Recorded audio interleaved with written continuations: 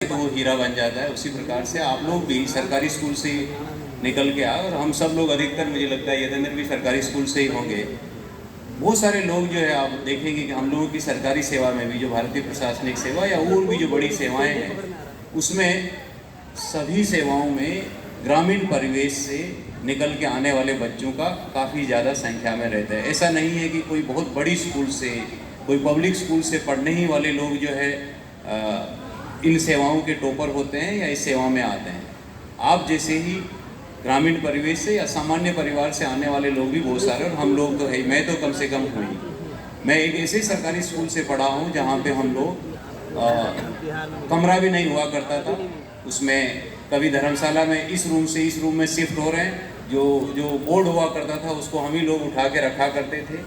धूल में बैठने का हम लोगों को सौभाग्य प्राप्त हुआ, या कहे तो हम लोग जो खाद का कट्टा होता है अपने घर से उसको लेके जाते थे। ऐसे स्कूल से भी निकल के अगर हम लोग यहाँ पहुँच सकते हैं तो आप लोग तो अपने स्कूल के टॉपर भी है, और आप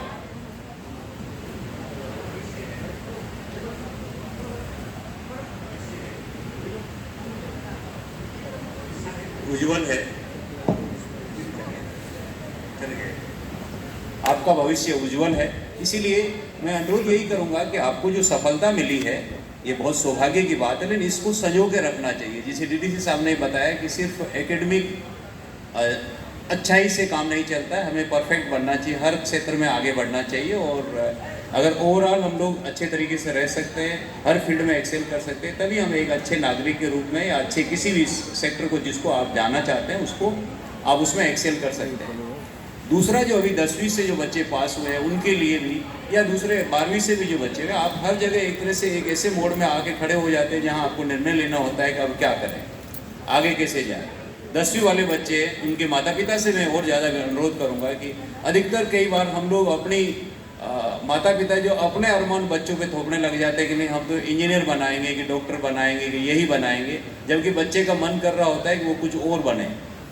हमें ये थोड़ा सा उनको मौका देना चाहिए, लिबर्टी देना चाहिए कि वो क्या बनना चाहता है, उसको क्या अच्छा लगता है, उसका मन किस में अच्छा लगता है, क्योंकि हर एक बच्चा यूनिक होता है और कोई भी सेक्टर ऐसा नहीं कि सिर्फ उसी में बहुत अच्छा होता है। जैसे मेरा ही उदाहरण दूँ, अगर तो मेरी बेटी जो है अभी 10वीं में, वो भी अभी पास करेगी, अभी उसका रिजल्ट नहीं आया है, लेकिन उसको बहुत दिनों से ही हम लोग इस उधेड़ बन में थे कि क्या करेगी, क्या बनना चाहती है।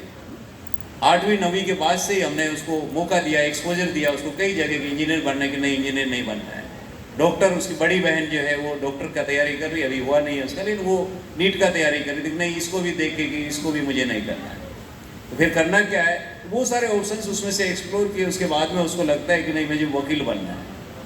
वकील कैसे बनना है, तो उसको पूरा एक्सपोजर दिया, उसको कोर्ट में भी लेके गया, मेरा भी कोर्ट होता है उस कोर्ट में भी बिठाया, सब तरफ से उसको एक्सपोजर करने के बाद में अब उसको लगता है कि हाँ उसको वकील ही, वो वकील के लिए ही बहुत अच्छा है उसके लिए। उसको वकील बनने के लिए बहुत सारी जो क्वालिटी चाहिए, झूठ को भी इतने साफ तरीके से वो पेश करती है कि जो एक तरह से अच्छे वकील की जो एक जो कला है वो उसमें है। और इसीलिए मैंने कोई प्रेशर नहीं दिया कि आप क्या बनना चाहें, मैं इंजीनियर हूँ या जो भी बैकग्राउंड से, तो मैं अपने विश जो उस पर नहीं थोपूंगा। मैंने उसको पूरा मौका दिया, और अभी से उसका एडमिशन भी मैंने जो क्लेट की तैयारी करने के लिए जो उसमें लगा दिया। मैं कहने का मतलब सिर्फ ये कहना चाह रहा हूँ कि हमें सिर्फ एक किसी पर्टिकुलर लाइन पकड़ के उसके पीछे नहीं भागना चाहिए। इस दुनिया में बहुत सारे ऐसे रास्ते हैं। किसी को अगर फैशन टेक्नोलॉजी में है तो निफ्ट जैसे संस्थान है, और भी जो किसी को अगर कलाकार बनना है तो उसमें भी बहुत सारे संस्थान हैं जिसमें आप जा सकते हैं और अपने जो हुनर है उसको आप निखार सकते हैं। तो माता पिता लोगों से मैं ये जरूर करूँगा कि अच्छाई बुराई आप हर चीज़ की जानते नहीं है, लेकिन बच्चे को एक्सपोजर देके उसको एक्सप्लोर करने का मौका दीजिए कि वो बनना क्या चाहता है, और जो जिसमें वो अच्छा लगता हो उसको वो मौका देना चाहिए, क्योंकि जो मन से जब करेगा तो उसमें एक्सेल करेगा। दूसरा, मैं आप लोगों से ये अनुरोध और करूँगा कि सिर्फ ये आपको जो सफलता मिली, सफलता के बाद में कई बार उसको पचा नहीं पाता आदमी, इतनी प्रशंसा करने लग जाता है लोग बाग, और उसके बाद में जो है उस प्रशंसा के फेर में फिर वो आगे नहीं बढ़ पाते, चने के पेड़ में चढ़ जाते हैं, उस तरह से आप हो जाते हैं। इसीलिए इसको संभाल के रखना चाहिए। आपको जो सफलता मिली बहुत अच्छी बात है, इसको आपको हम बधाई भी देते हैं, लेकिन उसके साथ साथ इसका गुमान इतना, घमंड इतना नहीं होना चाहिए कि आगे फिर आप गलत रास्ते पे चले जाए। इसको भी संभाल करके इस प्लेटफॉर्म को जो आपको पहचान मिली, इतने सब लोग जो जिला शिक्षा पदाधिकारी से लेके गांव में, आप सब जगह आपका नाम रोशन है। आपके माता पिता को भी आपके नाम से पहचानेंगे कि ये उनके पिताजी है या माताजी है। लेकिन आगे भी इसी प्रकार से आप मेहनत करते रहेंगे तो ज़रूर आपको सफलताएं मिलेगी, और जिस भी सेक्टर में जाए आपको बहुत अच्छा रहेगा। मैं एक ही चीज़ कहूँगा कि जिस भी सेक्टर में आप जाए और मन बना के रखें कि इसमें हमें सफलता पाना है, तो वहाँ से ही जा सकते हैं आप। कोई संसाधन या ऐसा कोई चीज़ नहीं जो आपके रास्ते में आएगा, क्योंकि आप देखेंगे IAS का रिजल्ट देखेंगे तो कितने लोग जो है सिविल सर्विस के देखते हैं तो ग्रामीण सिर्फ शहर के ही लोग होते हैं, या बड़े बड़े स्कूल के ही नाम जो आप ले लीजिए, DPS के ही कितने बच्चे पास होते हैं, आप कई बार तो गिनेंगे तो एक भी नहीं होता है।